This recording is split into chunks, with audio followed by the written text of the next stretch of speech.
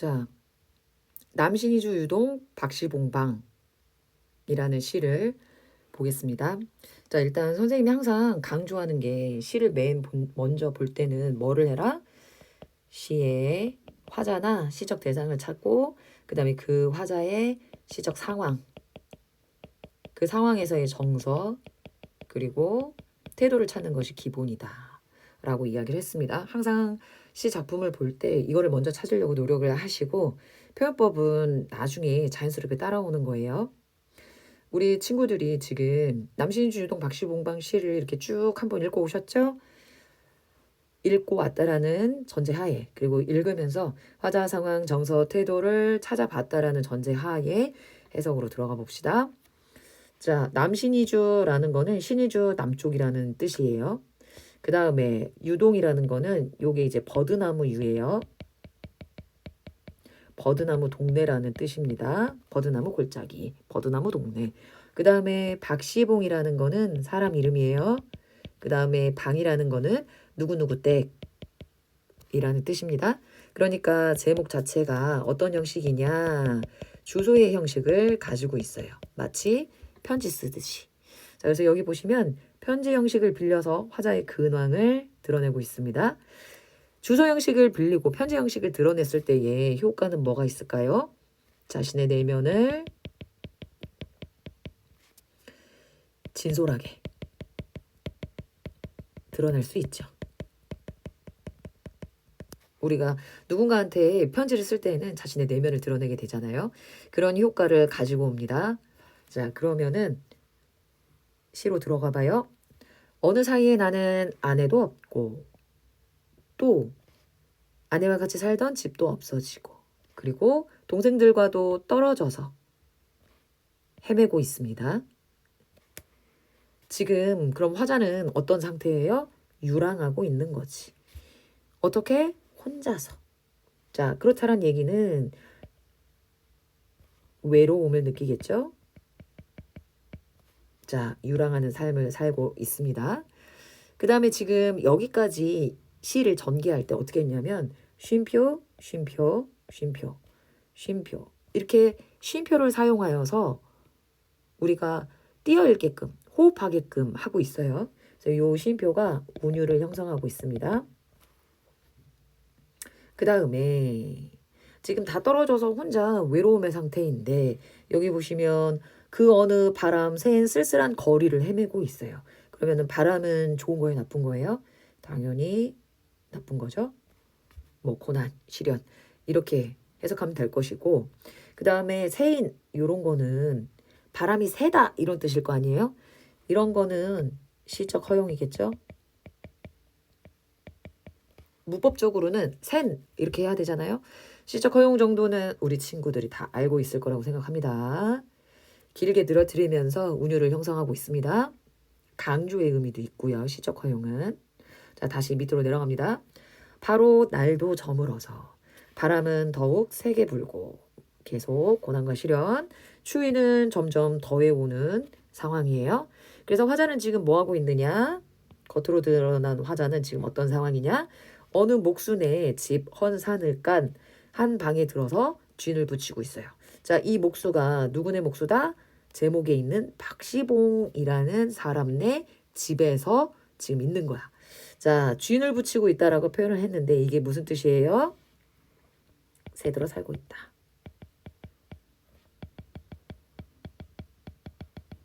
라는 뜻입니다. 그 다음에 바닥에는 헌 삿을 깔고 있어요. 삿이 뭐예요?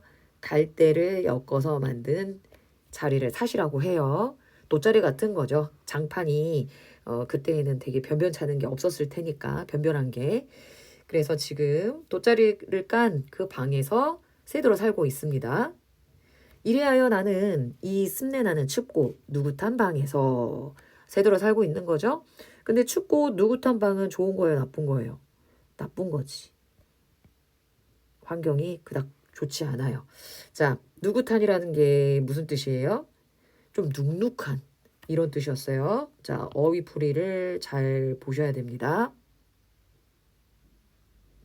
눅눅한 방에서 낮이나 밤이나 나는 나 혼자도 너무 많은 것 같이 생각하며. 자, 이런 표현 보세요. 좀 눅눅한 뭐 소위 뭐 반지하방 같은 햇빛이 들지 않는 막 그런 듯한, 그러니까 눅눅하겠지.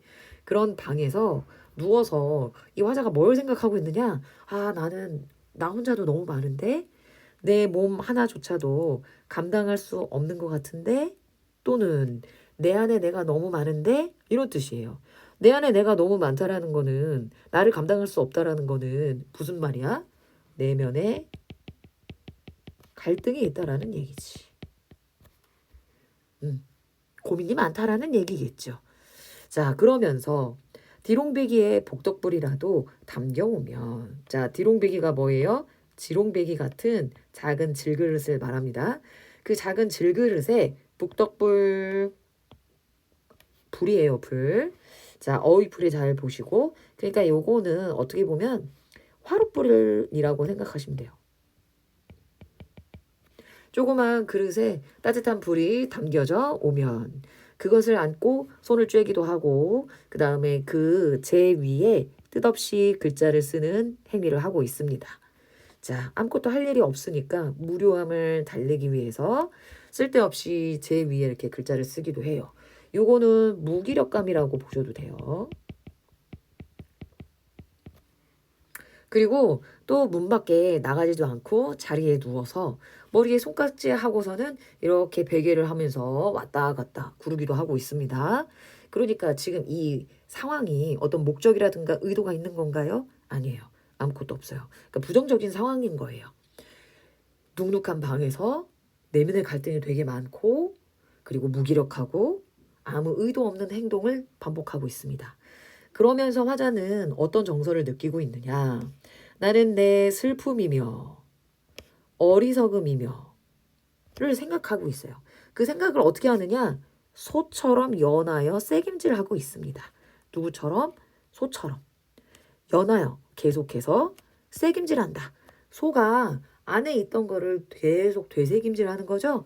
그거를 이야기하는 거예요. 새김질이라는 것은 소가 계속 되새김질하는 것처럼 나도 슬픔이며 어리석음을 계속 되새김질하고 있는 거예요. 그거를 어려운 말로 뭐라고 그래요? 반추하고 있다. 즉 쉽게 말해서 지난 삶에 대해서 계속 되돌아보고 있는 거지. 그러니까 지난 삶에 대한 반성, 성찰, 이렇게 할 수 있겠죠? 그런데 지난 삶을 반성하는데 잘 살았어, 못 살았어? 못 살았어요. 그러니까 슬픔과 어리석음을 계속 되돌아보고 있는 거지. 자, 그렇게 지난 날을, 잘 못 살았던 지난 날을, 힘들었던 지난 날을 반성해야 하니까 나는 감정이 어때? 가슴이 꽉 메어와요. 이것도 부정이죠. 너무 답답합니다. 그 다음에 내 눈에 뜨거운 것, 즉 눈물이 핑 괴어요. 슬퍼. 그리고 또 스스로 화끈, 낯이 부끄러울 적이면 화자의 정서가 지금 어떻다? 부끄럽다. 자, 정서를 직접적으로 제시하고 있나요? 그렇죠. 자기가 잘 못 살았으니까 지난 날을 반성하니까 답답하고 슬프고 그 다음에 부끄럽습니다. 그렇게 슬픔과 어리석음에 눌리어서 결국은 내가 무슨 생각까지 하느냐? 아, 나 같은 놈은 죽을 수밖에 없구나. 살아서 뭐해? 라는 아주 절망을 느끼고 있어요. 자, 여기서 절망하고 있다라는 것을 잘 기억해 주세요. 자, 앞에서부터 지금 정서 변화를 한번 볼까요? 외로워요. 혼자서 외롭고 쓸쓸해요. 내면의 갈등이 너무 많아요. 무기력감도 느끼고 있고요. 그래서 너무 부끄럽습니다. 그래서 결국에는 절망이라는 아주 극단적인 정서를 느끼고 있는 거지. 좌절하고 있어요. 그러나, 자, 여기 보세요. 그러나가 나오고 있습니다. 자, 그러나는 시에서 어떤 역할을 한다? 시상의 전환. 정서가 바뀌고 있어요. 정서가 바뀌어서 어디로 가야 돼? 절망에서 정서가 바뀌면 희망, 긍정으로 가야 되겠죠? 그거를 기억하면서 시를 이해해 봅시다. 자, 그러나 잠시 뒤에 나는 고개를 들어서 문창을 바라보거나 또는 천장을 바라볼 거예요.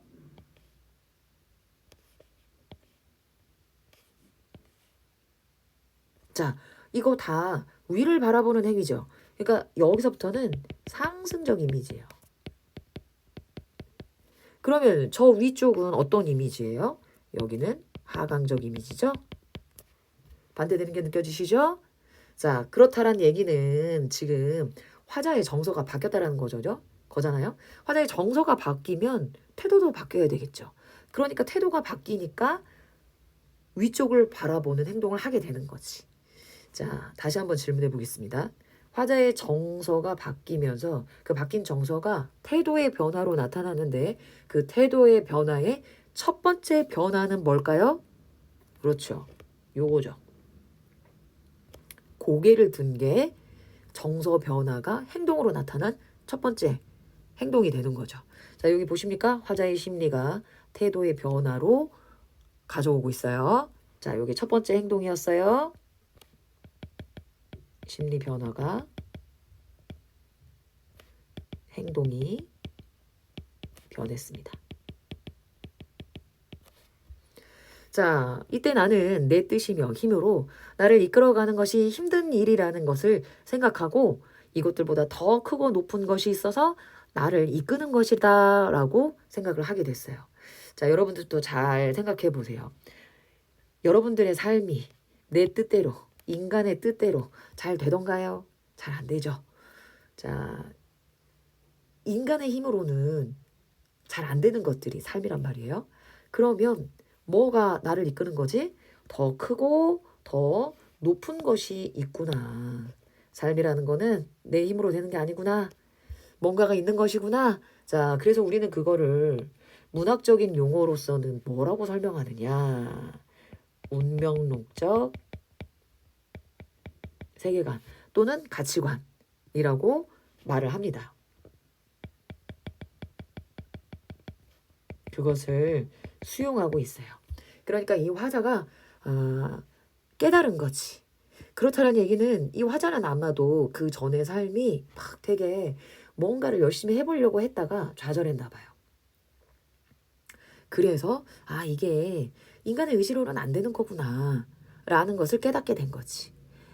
뭔가를 막 긴장해서 막 아둥바둥 의지대로 하려다가 그게 안 되고 난 다음에 이거는 내 뜻대로 되는 게 아니구나라는 거를 깨달았을 때 그리고 그것을 받아들였을 때 그 다음 정서는 어떻게 될까? 뭔가 편안해지는 거죠. 이 바짝 긴장의 끈을 잡았다가 탁 놓게 되는 순간이 되는 거지. 자, 그래서 이 화자도 감정이 많이 정화돼요. 정서가 좀 안정적으로 되는 거지. 위에서는 굉장히 내면의 갈등을 느끼고 절망을 느꼈다면은 이 운명을 받아들이면서 수용하면서 정서가 많이 가라앉게 돼요. 자, 이렇게 여러 날이 지나는 동안에 내 어지러우는 마음에 슬픔이며 한탄이며 가라앉은 것은 차츰 앙금이 되어 가라앉는다 라고 그거를 표현한 거예요. 그래서 지금 운명에 대한 깨달음에서 감정이 정화되었다 이렇게 표현했어요. 정화라는 말을 잘 기억하셔야 돼요. 자, 앙금이 있다라는 표현은 일반적인 용어에서는 좀 부정적으로 쓰입니다. 나 너한테 앙금이 있는데? 라는 얘기는 뭔가를 지금 부정적인 감정을 아직도 갖고 있다 라는 뜻이거든. 근데 여기에서는 이거를 부정으로 사용하면 된다 안 된다? 안 된다. 이것을 긍정으로 이해하셔야 돼요. 자, 중요합니다. 선지에서 이 앙금을 부정으로 표현한 거는 틀린 거야. 요거는 긍정이에요. 무슨 뜻이다? 마음의 갈등이 정화되었다. 가라앉았다. 이렇게. 그래서 다른 감정들은 다 가라앉고 이제 어떤 감정만이 남았느냐. 외로움만 남았어요. 왜냐면 이 화자가 지금 가족들과 떨어져서 혼자 있으니까 외로운 생각이 들어요. 그럴 때쯤에서는 더럿 나주손에 살랑살랑 사랑눈이 와서 문창을 치기도 하는 때가 있는데, 자, 여러분, 나주손이라는 우리가 지금 안 쓰는 단어가 나왔죠? 자, 그러니까 어휘풀이를 가셔야 돼요. 자, 나주손이 무슨 뜻이에요? 저녁 무렵. 요 방언입니다. 자, 더러 저녁에 살랑살랑 눈이 막 내려오기도 해요. 자, 살랑살랑 음성 상징어 쓰였네요. 음성상징어를 사용하면 얻는 효과는 뭐예요? 생동감. 외우고 계시죠? 자, 나는 이런 저녁에는 화로를 더욱 가까이 하면서 무릎을 꿇어보기도 합니다. 자, 무릎을 꿇는다라는 행위는 뭔가 의지적이고 숙연한 태도예요. 우리가 기도를 할 때 무릎을 꿇게 되죠? 뭔가를 기도하면서 무릎 꿇고 간절하게 원할 때, 이럴 때 무릎을 꿇는 행위를 하니까 무릎을 꿇는다라는 행위의 의미를 그렇게 숙연하게 뭔가를 반성하고 되돌아본다, 기도한다. 이렇게 생각하면 되겠습니다. 그렇게 생각해 볼 때 또 뭔가를 떠올려요. 자, 감정이 절망해서 운명을 받아들이면서 마음이 안정되면서 뭔가를 기도하는 마음으로 어떤 대상을 떠올리는 거지. 그 대상이 뭐냐? 그게 핵심입니다. 그 대상은 갈매나무예요. 이 갈매나무를 떠올리는데 왜 떠올리는지 생각해 보셔야 됩니다. 이게 핵심이니까. 자, 왜 떠올리느냐? 그 갈매나가 어떤 나무이기 때문에 떠올리느냐? 먼 산 뒤 옆에 바위 옆에 따로 서 있어요. 그 갈매나무는. 자, 섭이라는 방언이 쓰였어요. 이거 기억해 주셔야 돼요. 어휘풀이 가볼까요? 섭은 옆이라는 뜻의 방언이에요. 먼 산에 바위 옆에 따로 서 있습니다. 그 갈매나무가. 자, 또 갈매나무는 어떤 상태에 있느냐? 어두워 오는데 하얀 눈을 혼자 맞고 있어요. 그 마른 잎새에 눈을 맞고 있으니까 또 살랑살랑 소리도 나면서 눈을 맞고 있습니다. 자, 그리고 그 갈매나무가 혼자 서 있는데 어떻게 서 있느냐? 굳고 정하게 서 있어요. 자, 굳고 정하다 무슨 뜻이에요? 정한, 맑고 깨끗한이라는 뜻이에요. 그러니까 그 갈매나무가 어둠에서 혼자 서 있는데 굳고 깨끗하게, 꿋꿋하게 서 있다라는 겁니다. 근데 이 화자가 갑자기 왜 떠올리겠어요? 나의 상황과 저 갈매나무의 상황을 일치시키니까 떠올리는 거겠죠. 자, 갈매나무가 눈이 오는 상황에서도 꿋꿋하고 깨끗하게 서 있는 것처럼 나도 어떻게 하겠다? 저렇게 갈매나무처럼 살아야 되겠다. 라는 것을 떠올리게 되는 거죠. 자, 그러면은 갈매나무의 의미를 한번 한 문장으로 정리를 해봅시다. 이게 무슨 뜻이에요? 힘든 상황에서도 저 갈매나무처럼 의연하게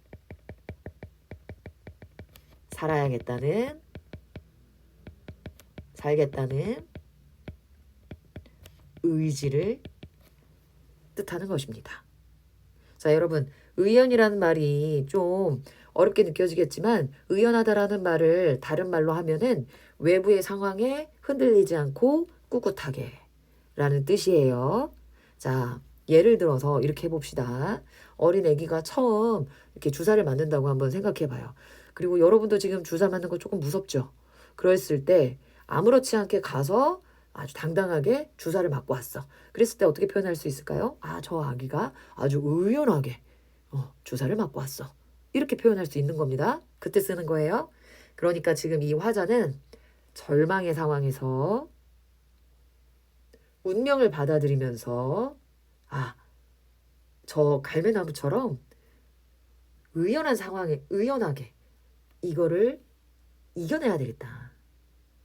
눈을 맞고 있는 갈매나무처럼 힘든 상황에서도 꿋꿋하게 살아야 되겠다. 라는 의지를 다지고 있는 겁니다. 자, 그러면 전체적으로 정리를 한번 해볼까요?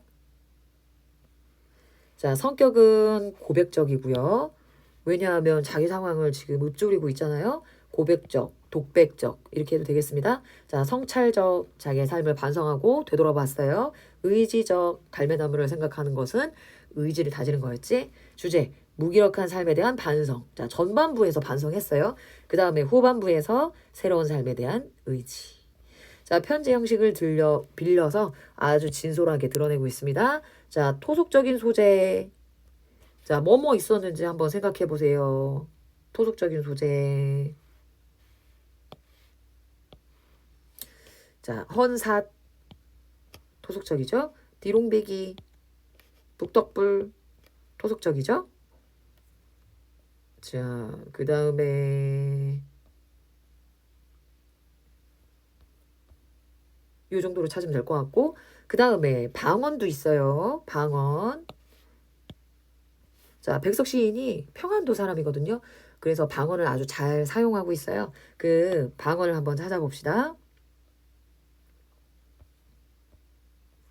나주손, 그 다음에 섭. 자, 백석 시인은 방언을 잘 사용하고 있는데 토속적인 소재와 방언을 사용함으로써 우리 민족의 언어, 민족의 생활상들을 잘 보여주는 시를 주로 썼어요. 자, 그래서 향토적인 분위기를 형성하고 있다. 자, 그런데 이제 백석 시인이 왜 토속적인 소재와 방언을 주로 사용했느냐? 공부를 못해서 지식이 없어서 그런 거 아닙니다. 일본 유학도 갔다 왔고요. 기자였고요. 그리고 교사 활동도 했어요. 그러니까 백석 시인은 일부러 방언을 사용한 것이었어요. 왜냐하면 일제강점기 사람이고 그때 시를 썼기 때문에 일제강점기 때 우리 언어로 어떤 작품 활동을 할 수가 없었어요. 우리말을 쓰지 못하도록 했으니까. 그래서 백석 시인은 일부러 우리의 방언을 씀으로써 우리 민족의 언어는 정신을 담고 있으니까 그것을 지키고 토속적인 소재를 통해서 우리 민족의 그런 전통적인 삶을 글로써 담아 놓으려고 했습니다. 자, 3번으로 갑니다. 산문적 서술 형태를 취하고 있다. 요거 무슨 말인지 이해되시죠? 다른 시들에 비해서 굉장히 길어요. 그래서 산문적이에요. 그렇다고 해서 산문시는 아닙니다. 산문시는 정말 어떤 한 문단을 가져온 것처럼 느껴져야 돼요. 우리 독서 지문에 있는 한 단락을 가져온 것 같은 그런 형식이에요. 그래서 그냥 산문스럽다라는 의미로 산문적이다 이렇게 표현했습니다. 자, 그 다음에 쉼표를 사용하여서 내재율, 즉 운율을 획득하고 있다. 자, 이 정도로 정리하면은 될 것 같습니다. 그래서 이 시에서 중요한 거는요. 자, 정서 변화, 자, 외로움, 무력감, 절망, 그리고 그러나를 계기로 해서 인식이 바뀐다라는 거, 인식의 전환, 그러면서 감정이 정화되고, 그리고 의지를 다진다. 이런 정서 변화를 꼭 기억하시면 작품을 잘 이해한 것이 되겠습니다. 여기까지 하겠습니다.